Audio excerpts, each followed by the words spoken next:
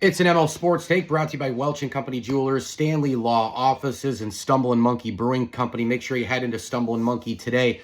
Grab a brew and watch the games if you're in and around the Rochester area. School Street in Victor. So I got to thinking about this last night after the Bonnies beat Providence and, improved to 10-1, and just what a great year it's been so far. And no matter what, we as Bonnie fans, alum, current students, whatever it is, if you're on board with Bonnet basketball, one thing with us is that it's always about the front of the jersey. It's always about the school. Guys are in and out, right? Different eras and all the rest. But it's so different now with the portal and with NIL, where it's harder to connect to players than ever before, specifically at mid-majors, right?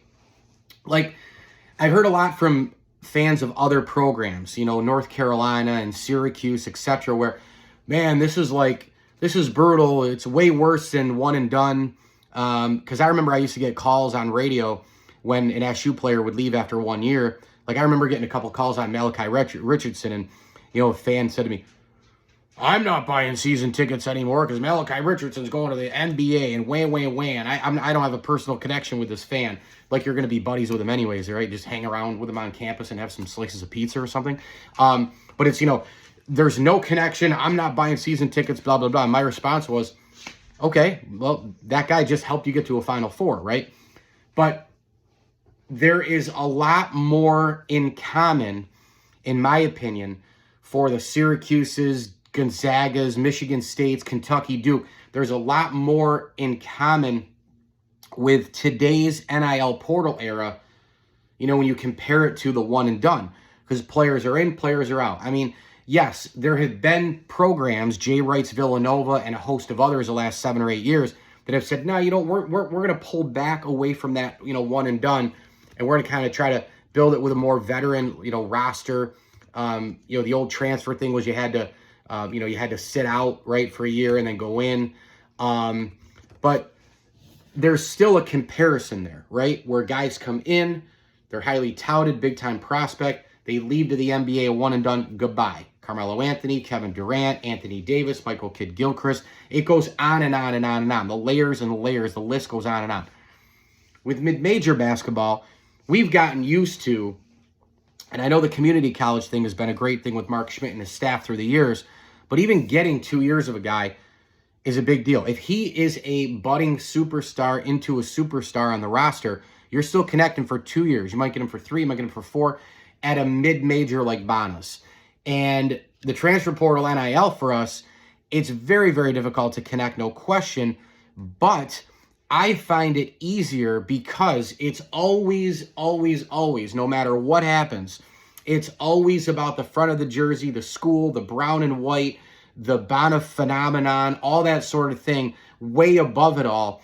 And so, that part I think is pretty cool. I think it's special. I think it eases it a little bit with these guys coming in and out all the time, because there have been a lot of people, right, who have talked about this era, Bonnie people on the alumni pages here where I post and on my pages where, it's awfully hard to keep track and I'm not into it as much. And I totally understand that.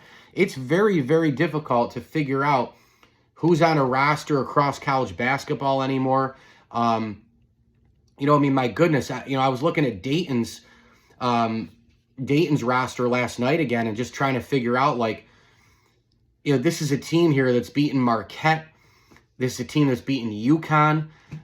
This is a team that should be ranked, frankly. But if you go into the box score and you look at the players Dayton has, there's only one starter who's a program guy, right? Really overall, and it's Malachi Smith, who's, been there for a few years. But when you look at everybody else, there's some players who, 2, 3, 4 schools at a time.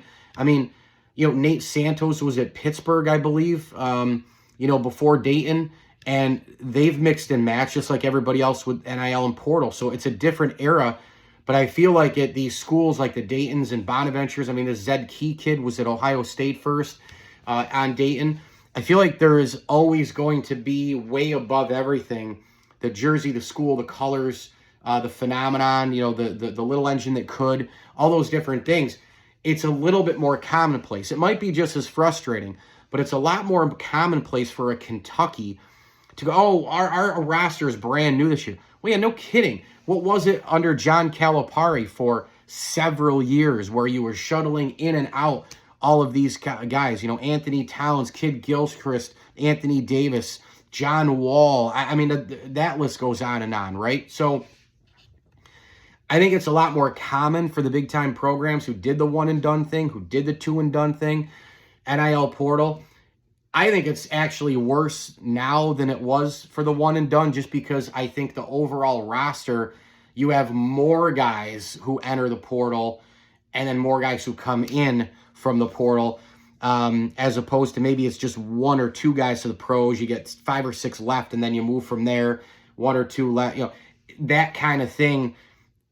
I think it's way worse right now. This NIL portal thing is crazy. I mean, it's almost a complete overhaul of rosters. It's free agency. It's banana land. But when you compare the Bonas and the Daytons, right, and these mid-major clubs, right, the teams out of both MACs and all the rest, all the mid-major teams, you know, compare that to the big boys who played with one-and-done, played with two-and-done. A lot more commonplace for those schools to be like, you know, and the fan bases to kind of be used to it. I'm not saying it's easy. I'm not saying it's fun. But to me, it looks a lot easier, you know, a program like, you know, in North Carolina, Duke, for example, losing guys left and right, and then just kind of having to find some spots there, guys going to the pros. You know, compare it to now the NIL portal, players gone, players in, players gone, players in. The difference is now, you have to compare the two areas. The difference now is it's just more of an overhaul. But the concept is a lot more common at those placed in terms of roster guys in and out, trying to find loyalty to players and all that, where, you know, NIL portal is kind of double time for people who root for St. Bonaventure and some other schools. And again, the front of the jersey, the school, the colors, the phenomenon that it is, how we feel about the program, you know, I think still can rise above all that, which is a really cool thing. You know, you look at this Cheeks kid, too, for Dayton. I mean, you know, he played at Robert Morris beforehand, right? So Dayton's got 4 out of the 5 guys. I mean, just coming in from the portal. Yeah, you know, all these guys. Who else did I check? Bennett. I thought there was one kid who had been at, this is 4th school was Dayton, I thought. Maybe it's Bennett. I don't know. No, he was at Merrimack. Thought there was somebody else there. But no. Anyways, you get the point. Guys are all over the place. It's just a wild situation. You know, but above all, it's the Bona Brown and White, and that's what we're all about. And, man, what a win that was against Providence yesterday. And we'll see how the rest of December plays out. But this team's playing well. They're fun to watch. They can beat you a bunch of different ways. You know, they're long, and they're athletic, and they're fast as hell. And, you know, they can get to the tin. And you know, a couple people commented on my video in terms of the free throw shooting. I wasn't trying to make it out. It's awful. I'd like to see it improve a little bit. Again, I know you go 5 for 7 at a spot, you times it by 4, you come up with 8 misses, fine. I think where I was coming from was just the standard of Mark Schmidt teams with the free throw shooting has been so excellent through the years, especially late in games, that, you know, it's kind of like we're not used to them missing even 8 free throws sometimes. I mean, I remember some of those Ironman 2.0 games and some other games with the Posleys and the Jay Adamses and the Stockards and all those kind of, you know, even going back to the Nicholson teams, you know, you'd find like 24, 28 free throws, and, you know, they go 22 or 26, you know, 23 or 28, you know, 24 or 29, 25, 26 or so of 30.